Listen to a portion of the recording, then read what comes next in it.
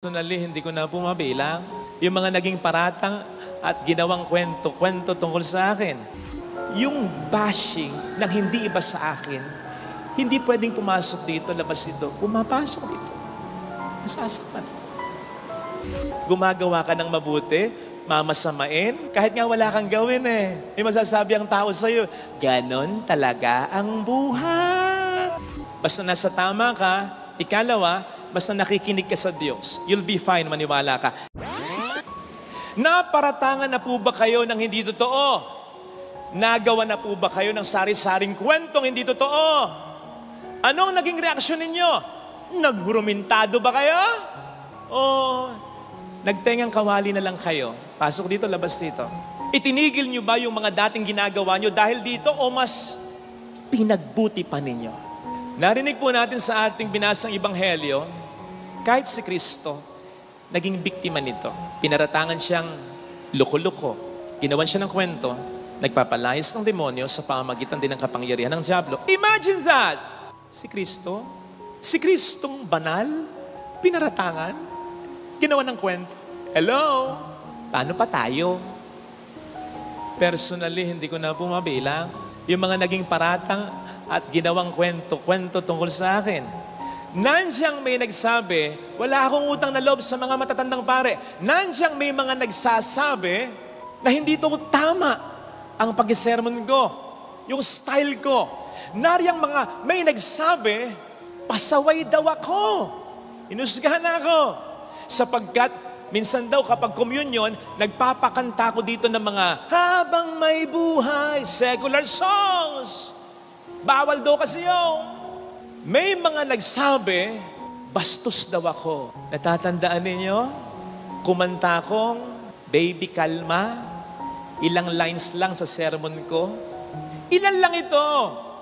Marami pang iba na kung pinatulan ko lang, baka hindi na itong si Father Fidel ang inyong nasa harapan. Nasa harapan nyo man ako, puno na ako ng galit, puno na ako ng tampo.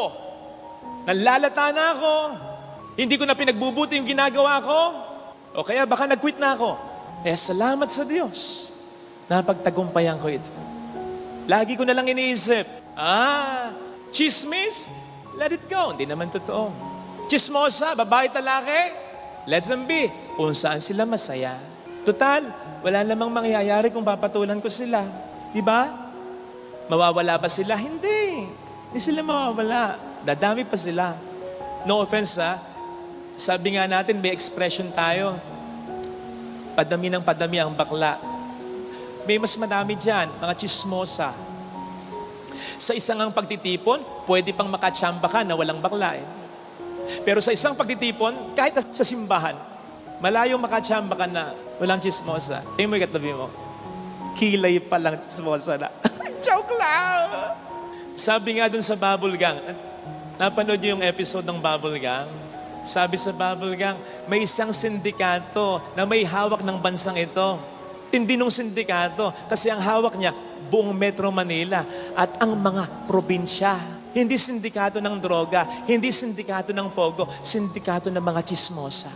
Lalo na ngayon, di ba? Social media. Ay, hindi na kinakailangan bumukas sa mga bungangang mag-ana eh. Text na lang, GC na lang, Wi-Fi lang ang kailangan. Nagkatsikahan na. Nung pandemya, sila lang talaga ang buhay na buhay. Kung pwede ngang bigyan ng award, lalong-lalong na ngayon, di ba? Buwan ng mga nagsisipagtapos. Dapat may award din yung iba dyan eh. Yung mga hustler na talaga. Ano yung award? Best in pakikialam sa buhay ng iba.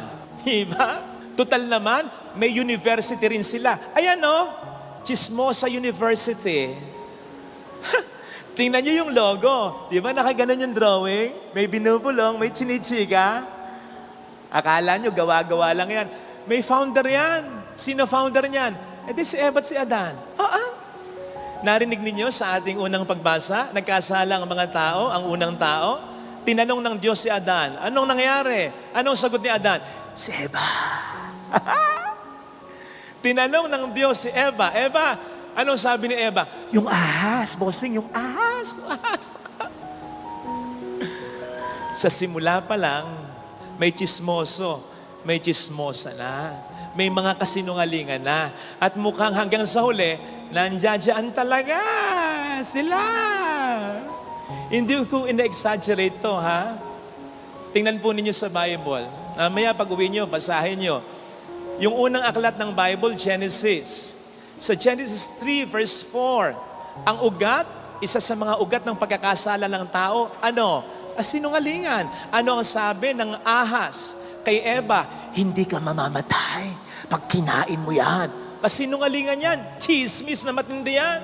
Unang aklat ng Bible yan. Puntahan mo yung pinakahuling aklat, Book of Revelation, pinakahuling chapter, verse 17. Ano ang huling kasalanang babanggitin? Kasinungalingan pa rin. Mula una hanggang huli, kasinungalingan.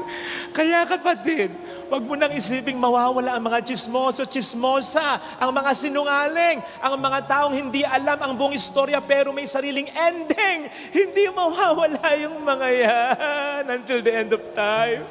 Masanay na tayo. Masanay na tayo as in, huwag pa rin natin kukonsintihin at huwag tayong gagaya sana.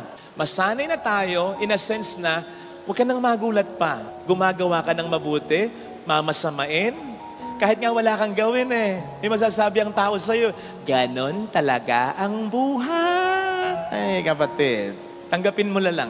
Basta, dalawa. Una, basta nasa tama ka. Ikalawa, basta nakikinig ka sa Diyos. You'll be fine, maniwala ka. Kahit nagkalat ang mga chismoso at chismosa. Tingnan po ninyo, yan yung parang sinasabi ng ating unang pagbasa. Nang magkasala si Eva at si Adan, ano ang mga naging tanong sa kanila?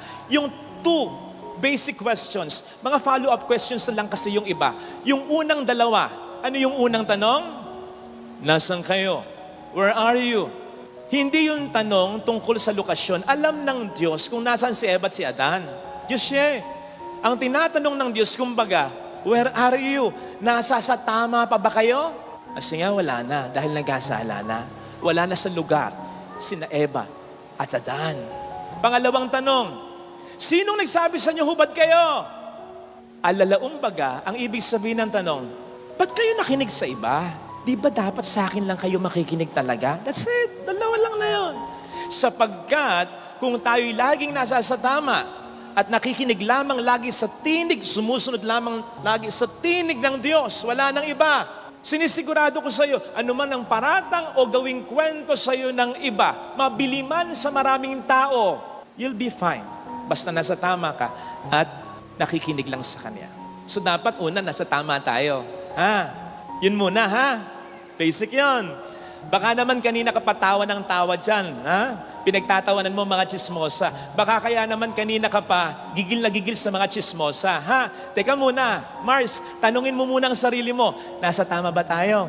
Nang gigigil ka sa mga chismosa, gusto mong malipol na mga chismosa, baka naman may mali ka talaga. Baka naman nagpapa 5-6 ka talaga. Sorry Baka naman kirita ka talaga o may number 2 ka talaga. Baka naman talagang pasaway ka. Baka naman talagang ang dami mong inutangan at tinakbuhan. Tapos kung saan-saan ka kumakain ng mga mamahaling restaurant, kung saan ka namamasyal, nagpo-post ka pa. Kapal mo, di ba? Baka naman talagang buwisit ka. Kahit simba ka ng simba. Pagchichismisan ka nga. Pagkukwentuhan ka nga. Hindi ko naman sinasabing okay yan. Hindi ko sinasabing kahit yung kwento ay totoo, ikwento mo na. Mali din naman. Ilugar din naman.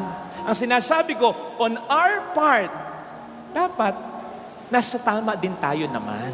Para hindi tayo napagkukwentuhan. Baka naman kaya nila pinagkukwentuhan, pinagchichismisan, ay sapagkat ayaw nating harapin ang katotohanan. Nandiyan na yung katotohanan. Tayo pa'y nagbubulag-bulagan. Mapagchichismisan ka nga pag ganyan. Again, hindi ko sinasabing tama na pagchismisan tayo. Kahit ang chismis ay totoo. Ang sinasabi ko, lumugar din tayo. Kung nagkamali tayo, magbago, bumawi tayo. Para mas malakas ang laban natin sa mga chismoso. Mas madali kasing labanan ng chismis kapag hindi totoo. Mas madaling sabihin yung sinabi ko kanina, yung katuwiran na, chismis, let them go, hindi naman totoo. Chismoso, let them be. Mapapagod din ang mga yan. Kakachismis. Kapag ikaw ay nasa tama at katotohanan. Lalaban kang parang agila sa uwak, maniwala ka. Paano bang lumaban ang agila sa uwak? Kasi ang uwak, sasakayan sa agila. Ayan, katulad niyan. Pag sakay niya sa agila, tutukain niya likod ng agila. Pero yung agila, pansinin po ninyo, ay, hindi makikipaglaban ng head-on yan. Hindi pipiglas yung agila at harapin yung uwak. Total, mas malaki naman siya, mas malakas naman siya. Hindi. Ang gagawin ng agila, hindi mababuzzer yan. Lilipad lang ng lilipad yan. Pagkataas-taas. Kasi habang lumilipad pala ng napakataas ng agila, numinipis naman ang oxygen para sa uwak.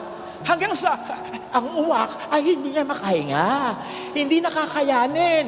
Lalagpak. Bibitaw na lang siya. Kapatid, ganon ang paglaban sa mga uwak sa buhay natin. Sa mga kuda ng kuda, iyak ng iyak, sa likod natin. Huwag nating sayangin ang energy, ang oras, ang resources natin. Wag. Kung kinakailangan mag-explain, ipagtanggol ang sarili, go. Once, twice, okay na yon. Kasi ang taong naninira talaga, hindi maniniwala yan. Kahit anong explanation mo pa, mag-explain ka sa iba, pero hindi sa kanya.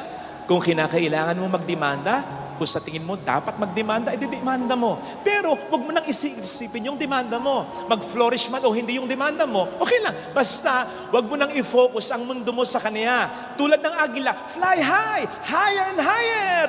Gawin mo yung mga dati mong ginagawa. Lalong-lalo na yung kinaiinggitan ng mga gumawa ng kwento laban sa'yo. Kung ano yung kinaiinggitan nila, mas gawin mo. Mas pagbutihin mo. Doon mo ilagay yung energy mo. Tulad nung agila, confuse them with your silence and then shock them with your success. Lituhin mo sila ng katahimikan mo. Yung uwak, litong-lito. Tinutuka niya yung agila, tahimik lang yung agila. Sabi siguro ng uwak, ano ba? Manhid pa ito? Hanggang sa, hindi na ka makahinga. Nasurpresa siya. Ang taas-taas na pala ng lipad ng agila. Lituhin mo siya ng katahimikan mo hanggang sa surpresahin mo na siya ng tagumpay mo. Mars, ganyan lang ang gawin mo, promise. Tandaan ninyo na kahit nasa tama tayo, kahit ang kwento ay hindi totoo, masasaktan pa rin tayo. Hindi pa rin ganun kadali yon. Lalong-lalo na kapag yung mga kwento-kwento at paratang ay galing sa mga taong hindi mo inaasahang panggagalingan.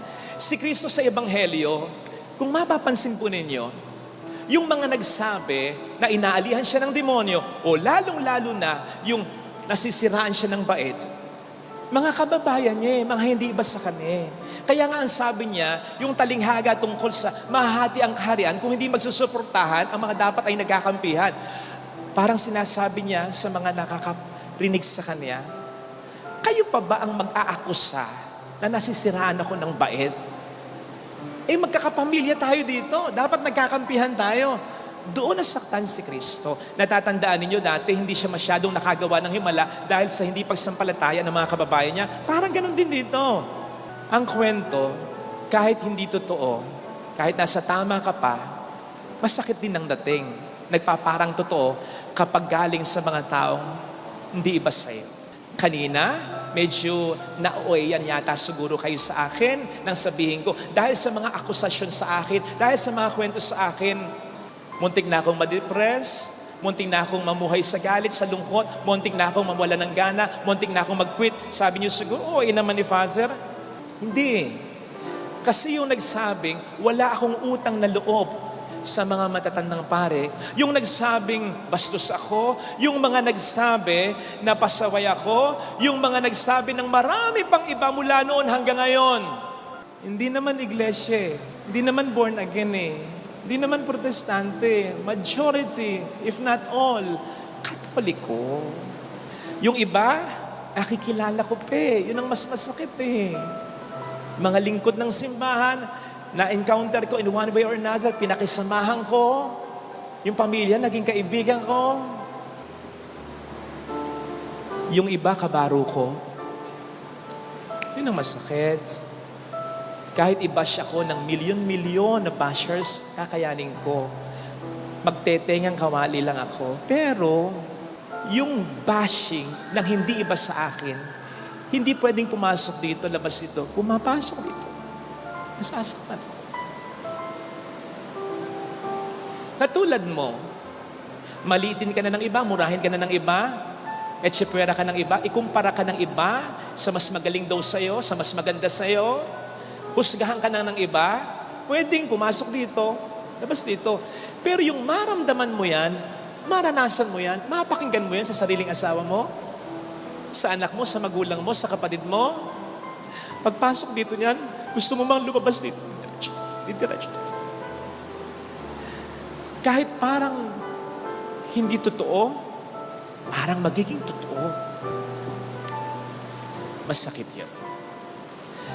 Kaya hindi sapat yung nasa tama ka lang eh. May pangalawa eh. Makinig ka sa Kanya. During those times that I was very down, parang nagbulong sa akin ng Panginoon, Father Fidel, sino bang nagsabing bastos ka? Sino bang nagsabing wala kang utang na loob sa mga kapwa-pari mong matatanda pa yung iba? Sino bang nagsabi sa iyo na pasaway ka? Sino bang nagsabi sa iyo ng ganito, ganon? Sino? Hindi naman ako, Father Fidel, di ba? Sinong pinakikinggan mo? Wag sila. Ako lang. Wag yung asawa mo pakinggan mo. Wag yung pinaramdam sa iyo ng anak mo, ang panghawakan mo. Wag yung nakarating sa iyo na sinabi ng pinsan mo o ng sino man ang panghawakan mo. Kahit nga ito'y totoo. Ang panghawakan mo, kung ito man ay totoo, magbago ka. Pero ang panghawakan mo, yung pagmamahal at pagtingin ng Diyos sa iyo na hindi nagbabago. Ito sana ang hilingin nating biyaya sa banal na pagdiriwang na ito.